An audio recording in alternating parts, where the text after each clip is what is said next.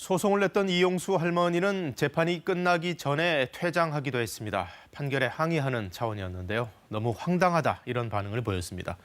위안부 피해자들은 특히 2015년 한일 정부가 일방적으로 맺었던 합의를 재판부가 피해 구제 수단으로 거론한 데 대해서 아주 강력한 유감을 표시했습니다. 이어서 김채린 기자입니다. 판결 선고를 앞두고 일찌감치 법정으로 향했던 이용수 할머니.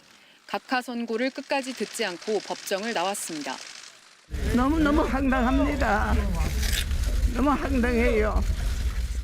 이 할머니 등 피해자 측은 재판 과정에서 이번 소송이 인간적 존엄성을 회복할 수 있는 마지막 수단이라고 강조해왔습니다.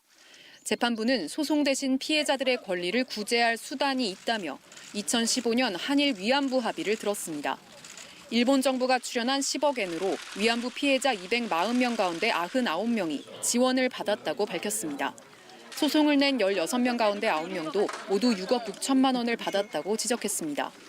정부가 당시 최종 합의안 등에 대해 피해자들의 동의를 얻진 않았지만 상당수가 돈을 수령했으니 합의가 피해자들 뜻과 어긋난다고 단정할 수 없다고도 했습니다.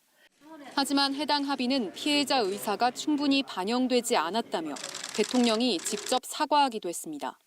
또 할머니들 뜻에 어긋나는 그런 합의를 일본하고 이렇게 하게 돼서 정말 할머니들에게 죄송스럽다는 그런 말씀을 드리고 싶습니다.